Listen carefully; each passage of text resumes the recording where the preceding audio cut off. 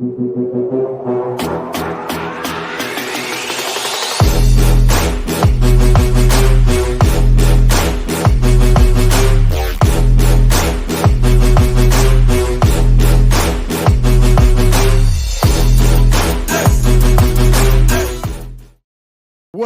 to the King and Chapman Show. It is Tuesday, June 18th. I am Brent Chapman, and with me is the original Fab One, Jimmy King. Hustling out the tunnel one last time, like my Mavericks did. Well, Jimmy, I think I hate to start the show with a spoiler, but we went all in with the Mavs and they came up short, but it still was a great season. It was disappointing what happened, and we'll talk about that a lot, Jimmy, but I have more important news that the listeners want to hear about. Oh, And that is that I am on the injury list. I fractured my big toe in 2 places, Jimmy. what? Yeah, what that's doing, right. B? It was Let us know. Let the listeners know what you were doing to break your big toe. Were you ice skating again? Were you out there getting your Wayne Gretzky on? Do you want me to set the scene for you, Jimmy? Yeah, All please right. set it up for us. Take us down the road. It's a beautiful Saturday afternoon. I'm at a buddy's house who has one of those Scarface pools with the pool and then the staircase that goes around the top, and there's like 30 people in the pool, and there's like brick like things hanging over and waterfalls, and okay. and my kids are running around, and I see them and I'm yelling at them and I'm trying to get to them, and there's those these pink flamingo and alligators, and I can't see anything, and the sun's in my eyes, and so I'm running up steps and didn't realize and went bam, full force right into one of those steps. You know, that had to hurt. I know that's one of the worst feelings in the world. Anytime I stub my toe on a corner of the bed or a desk or something, it kills me. So I know that has to be one of the worst pains. Immediately was broken. Immediately. But you know what? That is a great story. You were looking after your kids. You were having a good time. It was in a beautiful, palatial place. So I know they got insurance. Yeah, exactly right. So yes, it's fine. I went to the doctor. I got the x-rays. I got the boot. So I'm in the boot. I can't swim. You have the cart too? You got the scooter? I need the scooter. The boot is cool. You know, we've seen the boot for a while. The scooter is the new thing now, B. You got to get the scooter where you put your leg up, one leg down, and you just, moving around. Well, like, Jimmy, here's the problem that I learned at the doctor. So I have a broken right toe, but I also have Antonio Gates's favorite injury. I have plantar fasciitis in my left foot. Oh, so B. I cannot. I need like a motorized wheelchair at this point to get around. We're going to do a fundraiser to get you a motorized wheelchair or a scooter or something like TNT got Kenny Smith when he was when he fell and ran into the screen, into the big screen. They got a lift to lift Kenny up. That's what I need. But Jimmy, as much fun as it is to listen to me talk about my injuries, the listeners probably want to hear about the NBA Finals. And you are correct.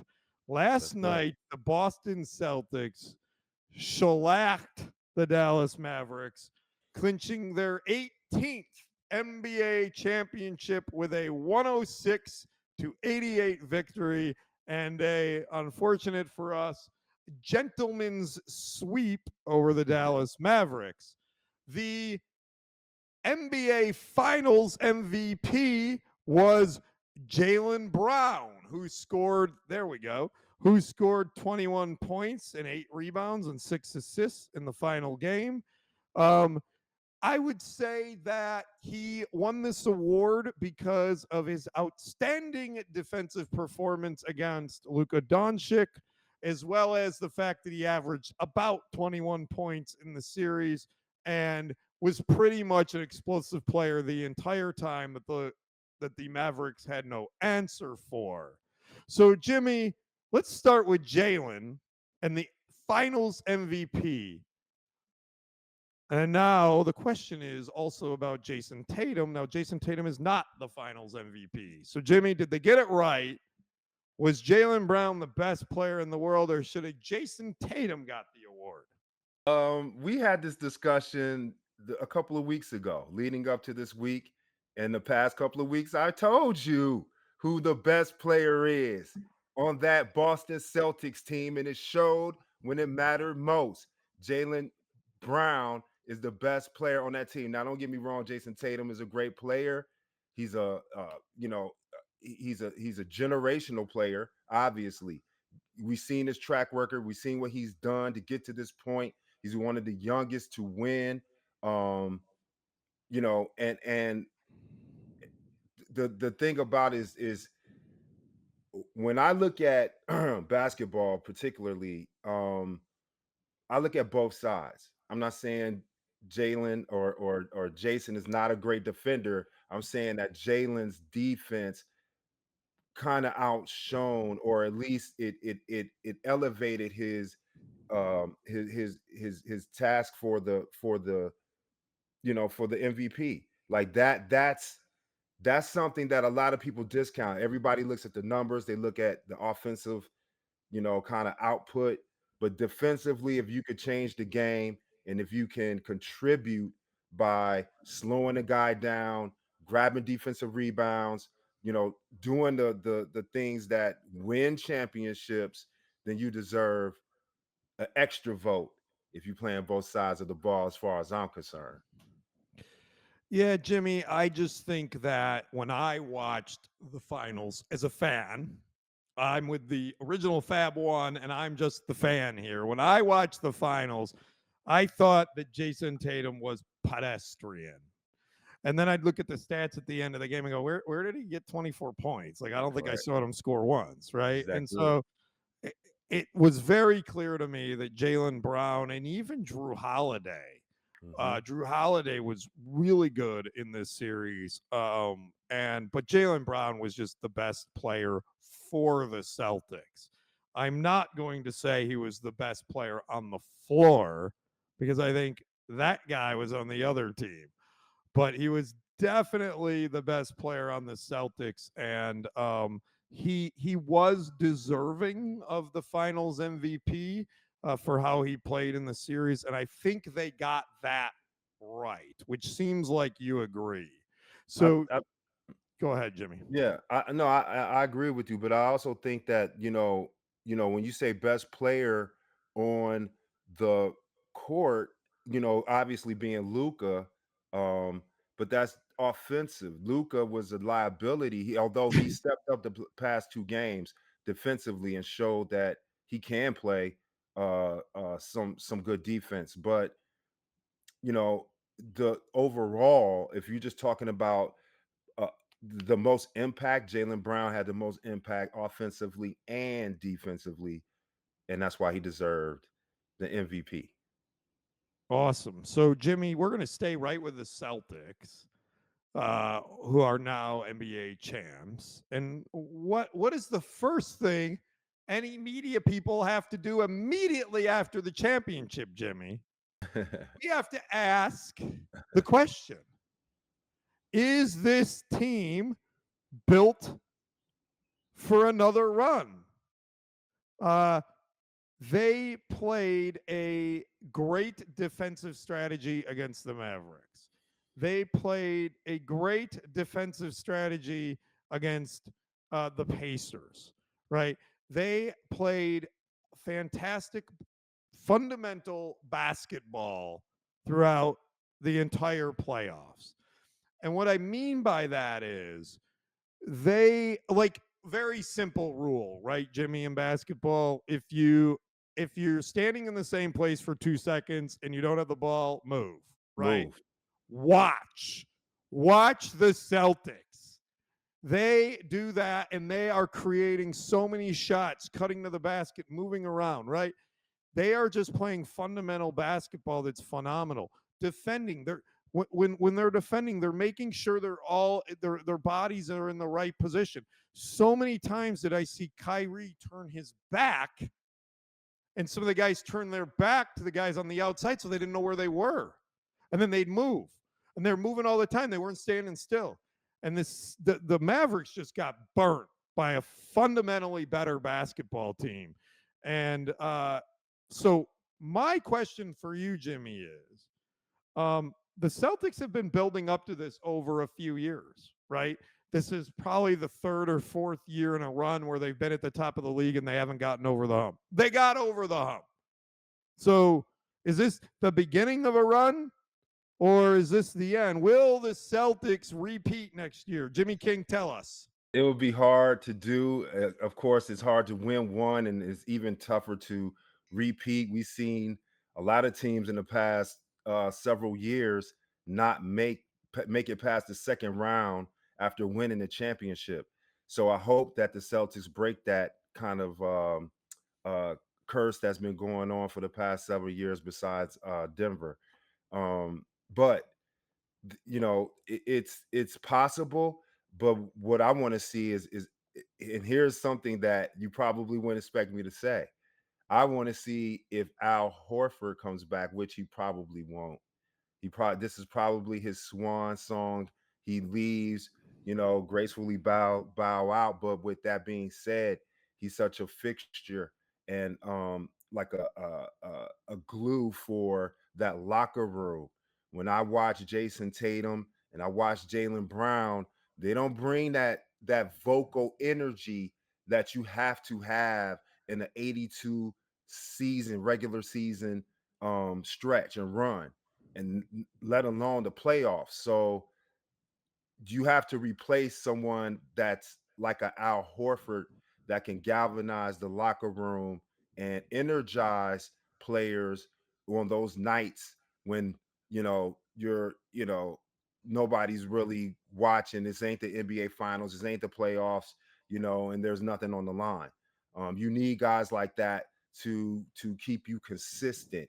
It's not enough just for the coach to do it, because that's also his job. They got to find somebody that can fill in for Al Horford. Jimmy, I um, do not believe the Celtics will repeat. I think that it's pretty.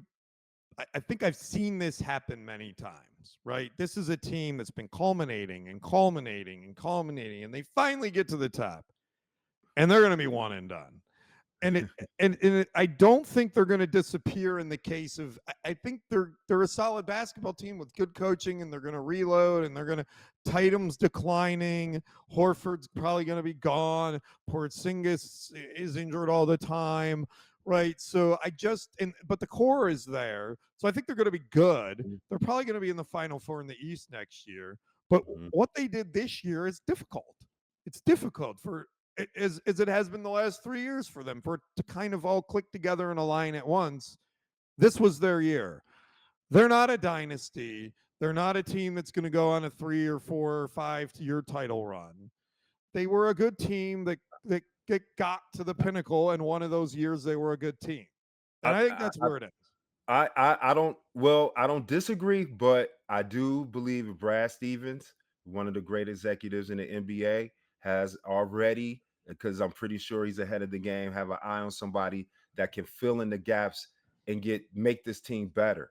You can't stay static, you can't stay the same. So I know that they're going to get some pieces, some surprise pieces this year that should improve that team. But as far as Jimmy, repeating, the other guys are trying to win too, Jimmy. The other GMs and absolutely. the other coaches But and the other but a players in the lot East are trying to win too. but what people discount is that, people watch, or players watch what's going on, and just because it looks good in one place, under behind the scenes, they know what's really transpired. So I think the Celtics, fan base, the Brad Stevens track record, Joe Mazzulla's the coach track record. You got two guys that are already the guys there, so everybody pretty much know or coming in will know their role. So it's a different decision versus going to say like LA to the Clippers or to the Lakers even. Like you still got your two guys, but you don't have a coach. What is your system? What's your philosophy? All of that factors into guys making a decision in free agency. Yeah. And I totally get it, but all those other teams are trying just as hard to win, and you've got some good teams in the East, right? I don't think the East is as strong as the West, but whenever this happens, guys tend to go the other way because they realize, oh wait, the West is really hard, so let me go over to the East and dominate over there, and then the balance tips again. But Jimmy, you got to watch out for those Pistons. Oh They got yeah, they got of course. Cunningham, and they're going to Look, they add took LeBron. their lumps last year. That's Yeah, one of the worst seasons on yeah. record. They're not going through that again. No, but Guaranteed. they got Too much pride in the city of Detroit. yeah, they got Cunningham. They're gonna add LeBron and Bronny. They might get you remember my prediction? The Pistons are gonna get LeBron, they're gonna get Bronny, they're gonna get Clay, they're gonna get Clay from Golden State. They're gonna have, Cade Cunningham. They're gonna have the whole thing going on. And Boston's gonna be in trouble when they get up against LeBron and Let's Bronny. talk about my Pistons now. That's my surrogate home. That's my second home right there. We got Okay, love for the Jimmy. Pistons. They're gonna turn it around this year. I Jimmy, got faith in Monty. We're gonna do our thing. I know you love to talk Pistons, and we'll have time for that when we get to the draft. I promise you we'll talk Pistons when the NBA draft comes up. But right now, we got to talk about the Mavericks. So, wow. Uh, you and I have followed this thing very closely on the show, and you and I have looked at what the Mavericks have done, and man, these guys can be really good to the point where they could make the NBA Finals, maybe even win the whole thing, right? If you Absolutely. could get through the West. But we also understood that they were pretty banged up.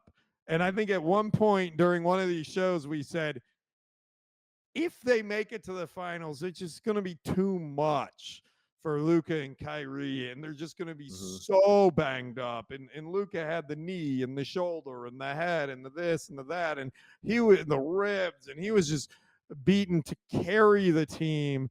And they just then got beat by fundamental basketball. And so it's a similar question with the Celtics, but I want to get your opinion on this.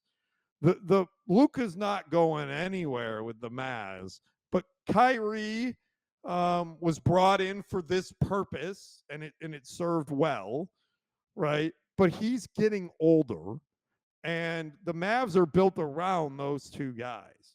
So similar question that I had with the Celtics, but with the Mavs, is this the start of a finals, multiple year finals run for the Mavs? Or is this kind of the culmination of a rebuild and a one and done sort of shot at the title, and now Cuban's got to go reload and try this thing again? No, absolutely not. These guys have Okay. an opportunity to do the same thing that the Celtics have done in the past 6, 7, 8 years. They have a chance to really carve out their space in the Western Conference. Is hard of a juggernaut there is to come out of there. You don't know what the Lakers are going to do. Minnesota is hungry. They're going to be back. OKC is young. They took their lumps too. They're going to be more experienced. So for the Mavs, it's the same thing. They're going to have to, again, not be static. They have to get better. And that even includes Luka and Kyrie. Kyrie didn't play well in the finals, particularly on the road at Boston. And Luka had his ups and downs. I know he was injured, but defensively, he was exposed a lot early in the series before he got injured. And throughout the playoffs.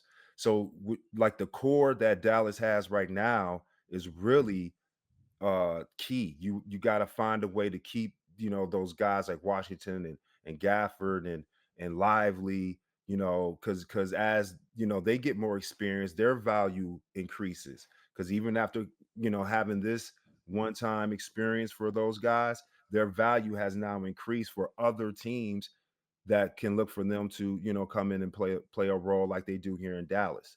So it's incumbent upon Mark Cuban, Jason Kidd, um, you know, and the executives to and Nico Harris to really you know find what that is to make to keep that team competitive at this high level. Jimmy, I agree with you, and I think that when you look at the Mavericks, my concern is, and I appreciate your thoughts on this as well. My concern is they're not the Oklahoma City Thunder. They're just getting better.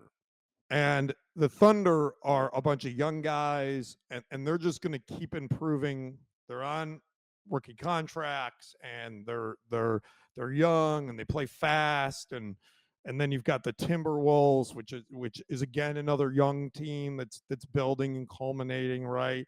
And you've got the Nuggets that are just kind of more like the Celtics of the West, right? And so you've got, and then you throw in the Clippers, and there's a bunch, and then the Lakers, and wherever LeBron goes, right?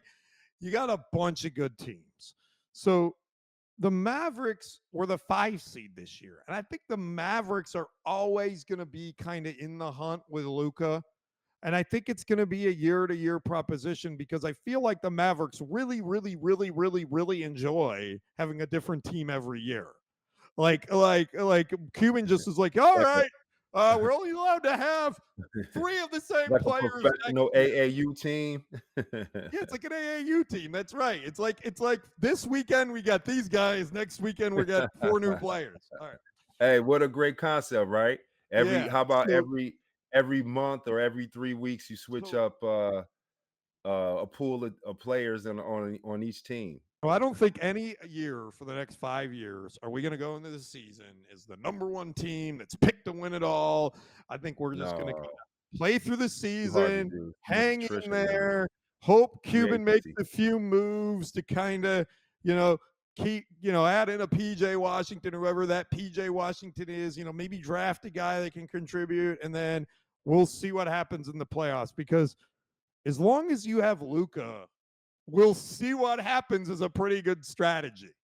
It seems to be Well, working pretty well.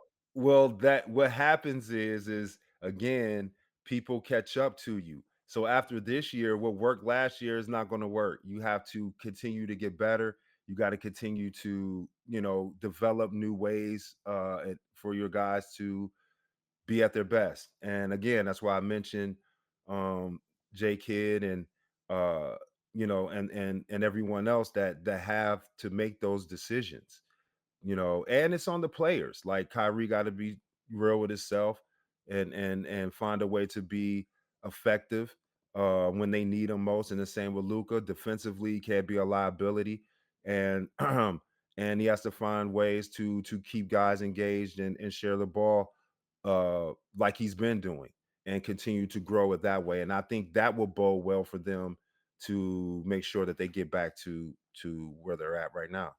So, Jimmy, we are going to move on from basketball. We are 25 minutes into the show, by the way, and only halfway through the show because we have really spent a lot of time on the NBA Finals. But that's okay because the next few topics are about the NFL. And, we're so NBA heavy now. These are going to be interesting just to kind of get to some headlines. But let's talk about Trevor Lawrence.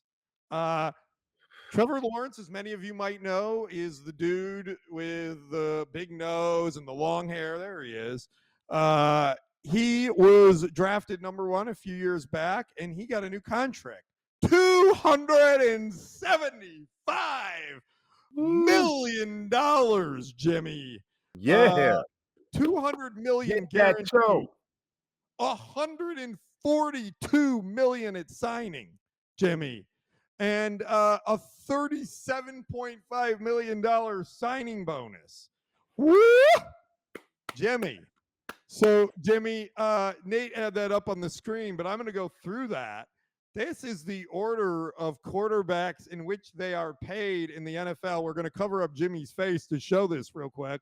We got Trevor Lawrence is number one with Burrow, then Jared Goff, Justin Herbert, Jackson Hurts, Kyler Murray, woot, hometown Dallas, Deshaun Watson, Kirk Cousins, and my homie, your homie, our homie, my homie, Patrick Mahomes is 10th on that list. Jimmy, is Trevor Lawrence, should he be the highest paid quarterback in the NFL? No, but how? Absolutely not. He hasn't won anything. He has a. I mean, and I'm not saying that negatively about him. I like Trevor Lawrence. I think he's a great quarterback. He needs other things around him and more experience. However, him being the highest paid, quarterback obviously is not how it should go. It should be Patrick Mahomes. He's the most consistent. He's done it. We've seen him, what he can do in the regular season and with winning Super Bowls. Coming back from injuries and everything, galvanizing the team, leading the team. He should be the highest paid. However, I understand the business. The business is you may be the highest paid at one point, and a year later, not even a year, a month later, a week later, because of the way that the salaries are staged, you may then become the second highest paid player, even after signing an absorbent contract. So, no, Trevor Lawrence shouldn't be, but I understand why he is. So funny, Jimmy. My son is class of 2029, right? He said a few years ago he would be the first $50 million quarterback in the NFL. Kind of targeting like 2033. By the time he gets to that stage, it'll be $100 million. $100 million quarterback a year. Yes, exactly. Because it's moving a lot faster than we all thought it would. That's right. Okay. So I want to say a couple things for Trevor Lawrence. First of all, let's talk about the good. Most passing yards in their first 3 seasons in NFL history. Number 1, Justin Herbert. Number 2, Andrew Luck. Number 3, Peyton Manning. Number 4, Joe Burrow. Number 5, Trevor Lawrence. 11,770 yards. Only 4 yards behind Joe Burrow. So that's a positive. So he has performed in his first 3 seasons. Mm-hmm. Now I'm going to go to the negative. Through 40 starts, he has the same passer rating, same amount of passing touchdowns, give her a couple, same amount of interceptions, around 28, same completion percentage, around 63%, same yards per attempt, around 6.6%, as Mac Jones and Daniel Jones. So they identically stats wise. Trevor Lawrence 5 years, 275 million. Daniel Jones 4 years, 160 million. Mac Jones 4 years, 15 million. See the problem here, Jimmy? I see. I understand where you're going with this. I'm gonna my sweet spot is the NFL, so I'm gonna dive into this a little bit. Here's the problem. The problem is these teams are so freaking afraid of being the Buffalo Bills for 18 years where they can't get a quarterback, or the Chicago Bears where they have got to open up the checkbook. That's right. You got to pay them.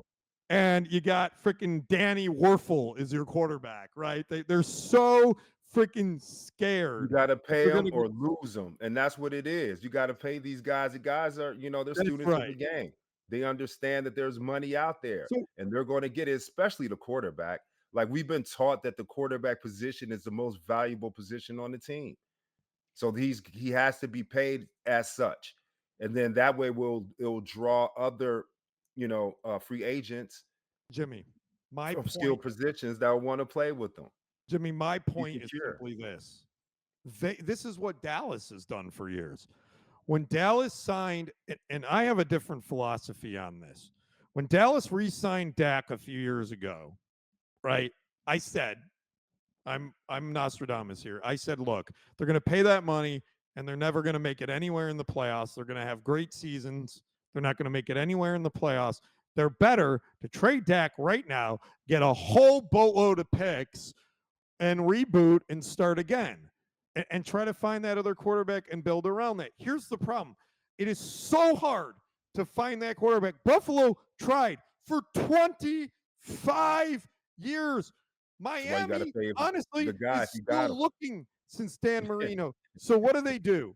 They re-sign Dak Prescott and they go 12-5 in a first-round playoff exit 3 straight years. They didn't accomplish anything. Nothing. They didn't get anywhere because they made the playoffs. They made the playoffs. They should have went further. That was the hope. That's the my whole point. reason. They settled. Dak Prescott is never, ever, ever, ever. Trevor Lawrence is never, ever, ever. And who else was on this list? Jared Goff. Just Jalen Hurts. You don't think Jared Goff is going to win? Jared Goff is in the driver's seat right now to win a Super Bowl with the Detroit Lions. Those guys are not winning a Super Bowl, period. It is 7 of those 10 are not winning a Super Bowl. And they got paid because the teams are so afraid of what happens if they don't have the guy. B, it's the position. It's not necessarily the guys, the position. You can't pay, the quarterback peanuts and like for instance, Purdy. He's going to get paid because they can't have their quarterback, that did what he did and get all the props. He has to go in there. He has to answer all the questions. He got to speak for the team. They always want to go to him and see what's going on. That's also why they get that absorbent amount of money too. It's not just that they're scared of losing them, which they are, but they got to pay them for all the things that fall on the back of a quarterback. Now, Jimmy, I'm going to move us along because I got all worked up and I need to keep my heart rate low because otherwise all that blood will rush into my toe and I'll be in a lot of pain. So we're going to move along to your guy. We know that you'd be like Jim Brown, and I'm going to get you, sucker. We know that Jimmy loves the Pittsburgh Steelers also, and we know he likes Mike Tomlin. So we got a nice story here. For those of you that have watched me on previous podcasts would know that I got into a little bit of a fight or battle with Steelers fan. And my issue with Steelers fan was they are the most ungrateful fan base on the planet. They have one of the best coaches in the league right now in Mike Tomlin. And he loses a couple games in a row.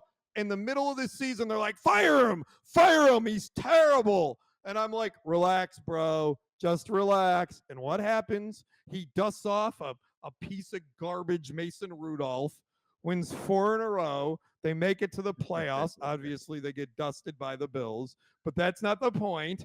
The point is they made it to the playoffs, and Mike Tomlin, you guys, you Pittsburgh fans, couldn't be luckier to have Mike Tomlin, and he just got an extension entering his 18th season as the Steelers head coach. He is now extended through the 2027 season. I think he more than deserves this. In fact, I think he deserves to stay as long as he wants to. They can roll him out in a wheelbarrow when he's done, as far as I'm concerned. Right? He could stay as long as he wants to. But Jimmy, do you think Mike Tomlin deserves this extension? And do you think that those Steelers fans are ungrateful of what he does for them? Yes, he deserves the extension. And yes, the fans are ungrateful to a certain extent. Now, they're hard. That's a hard fan base. They're like Philly. They're like Dallas. They're like Detroit, LA, New York. Those are tough fan bases. So you got to be able to perform. And what happens is we've seen Mike Tomlin take teams that aren't well, take players that we, deem to be pedestrian like Rudolph and still come out with a better than 500 record and a lot of times going deep into the playoffs. So of course you want a guy like that. He deserves the extension. He's a leader of men, unquestionably, and like you said, like when you got something or you have a person in your organization that has a track record of like Mike Tomlin, you don't get rid of him. That would be ridiculous. And since 1960, they've had 3 coaches. 3 freaking Consistency, coaches. Chuck Nice, Bill Cowher, philosophy. Yeah. Mike Tomlin. You're insane if You you have a are waking up every morning, Steeler fan, and praying for Mike Tomlin. the He is thing about that is fantastic. consistency. Yeah, you know what you're gonna get. They have their He system. turns chicken beep into chicken salad every season. In fact, the guy that should be fired is the guy getting the players. He's terrible. Mike Tomlin is awesome. Mike Tomlin needs 10 raises. Making All right, lemon out of Jimmy. lemonade. That's all he do, baby. Making lemon out of lemonade. There we go, Jimmy. So staying with the AFC North, Jimmy, this is an interesting little topic. For the first time ever, HBO's acclaimed documentary franchise, Hard Knocks, they've won 18 Emmys, by the way, is trying something a little different with a new show this year called In Season with the AFC North. So they're going to be going around from team to team in the season, the Bengals, the Browns, the Ravens, and the Pittsburgh Steelers again. And this will premiere on Tuesdays during the season all the way through into January. Kind of cool concept. So, Jimmy, my question for you is best AFC North team to watch on Hard Knocks. Who's going to be the most interesting? We'll let you go first. Woohoo, that's a good one. That is a good one. I think I would, me personally, I would want to see Pittsburgh, but I think the most interesting would be Baltimore. I think Baltimore would be the most interesting Why is Baltimore the most interesting? Because you have an MVP quarterback that seems to be scrutinized at all gestures of the game. Like he consistently proves that he's one of the top quarterbacks, but he seems to be criticized as not the guy to lead a team to that Super Bowl. But I disagree with that, and so I would love to see his everyday kind of thought process, his everyday routine, his everyday life of what he goes through, and how he deals with kind of the buzz around him that seems to try to tear him down at every turn. So that's why I would like to see them. I think there's a lot of great stories here, Jimmy. I like the Justin Fields, Russell Wilson story in Pittsburgh. That'll be fun to watch. Oh yeah. I like the Ravens with, like you said, Lamar Jackson, and kind of seeing how that interaction is in practice. I think that'd be awesome. The Bengals, I've heard things from people I know in the league that say that's kind of a cluster mess at the coaching staff. And so that would be kind of interesting to see how that comes out on camera. But it's even clever for them to Zach have Taylor's a really immature knucklehead, apparently. So it would be really they could go back and forth. Yeah. Yeah, I think that's clever. Interesting to see. But my pick, the team I want to watch most, is the Cleveland Browns. Really? And it's actually not because of Mr. Massage. It's because it's because I want to see up close, behind the scenes, how you can be so historically bad year after year after year and always seem to have something good and totally screw it up. So I want to see that behind the scenes. I want to see the Cleveland Browns crap the bed again. And I think it'll be fantastic to have that on a documentary. I can see that. We do love to watch other people's pain and misery. So I can see, people, dialing in to see all the great hopes the Browns have and how they could squander it all. Now, Jimmy, you know me. I don't really wish the Of course Browns. not. Of course I'm not. being funny, Of course. Of but course. Me too. the Browns to me are kind of comical in that it's kind of unfair to them, but it always seems to go wrong for them, right? Where it kind of always goes right for the Chiefs, it's like the opposite for the Browns. But see, So that's the same as like Pittsburgh. It's the same thing, right? You got yeah, to have a system in place, and it's easier for guys to come in and to fall in line. It's easier for guys to, kind of buy into the philosophy and buy into what's going on inside and outside the locker room. So that those things are important. Those things are stables really for franchises. so Jimmy, this is going to be our longest show ever, hitting close to 45 minutes with we like to keep it at 30, so I'm sorry. I hope you enjoyed the show, everyone, today. We're going to hit a last Absolutely. word real quick. Jimmy, what's your last word?